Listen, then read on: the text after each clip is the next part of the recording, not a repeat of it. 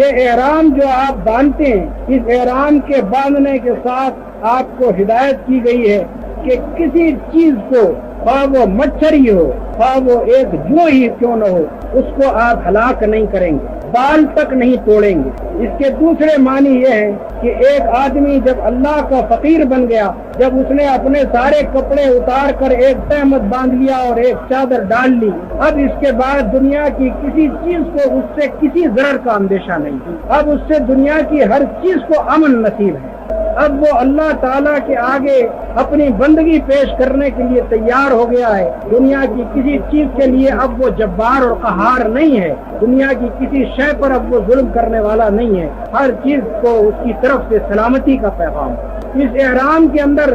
یہ ایک خاص بات ہے جس کو آپ ملحوظ رکھیں، وہ یہ ہے کہ اللہ تعالیٰ ہمارے وہ سارے لفافے اتروا دینا چاہتا ہے کہ جو ہم نے اپنے اوپر اوڑھ رکھے ہیں، جن کے اندر ہم نے اپنے آپ کو اپنی اصل حقیقت سے کچھ زائد بنا رکھا ہے۔ اللہ تعالیٰ چاہتا ہے کہ تم بندے ہو، صرف بندے ہو کر رہ جاؤ، تم کہیں کہ بادشاہ ہوا کرو، یہاں آئے ہو تو تمہاری حیثیت بندے سے زائد نہیں ہے، تم کہیں کہ کوئی جنرل یا فیلڈ مارشل ہو سکتے ہو، لیکن یہاں تم سیدھی طرح سے بندے ہو کر آؤ۔ ایک عام فقیر آدمی، ایک دنیا کا ادنا سے ادنا شخص جس حالت میں آتا ہے اسی حالت میں تم بھی آؤ۔ ہر ایک کو اللہ کے مقابلے میں بجز بندہ ہونے کے کوئی اور مقام حاصل نہیں۔ یہ احرام ان سارے لفافوں کو اتار کر ہمیں بندگی کے مقام پر لا کر کھڑا کر دیتا ہے، اور اس بندگی کے مقام پر جس کے اندر ہمارے لیے کسی کبریائی کی گنجائش نہیں ہے، اتنی کبریائی کی گنجائش بھی نہیں ہے کہ ہم ایک مچھر کو مار دیں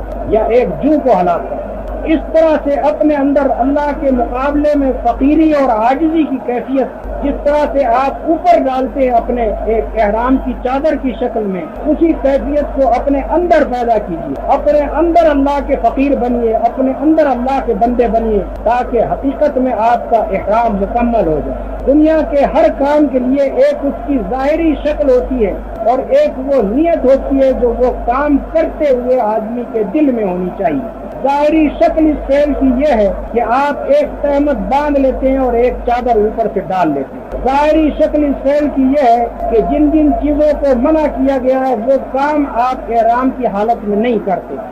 لیکن اس کی باطنی کیفیت جو ہے وہ یہ ہے کہ آپ بس اللہ کے بندے ہو کر رہ جائیں، اور تمام دوسری چیزیں جو اس بندگی سے زائد آپ نے اپنے اندر پیدا کر لی ہیں ان سب کو اپنے میں سے نکال کر پھینک دیں، اپنے اندر خدا کے لیے عاجزی اور بندگی اور فقیری کی کیفیت پیدا کریں۔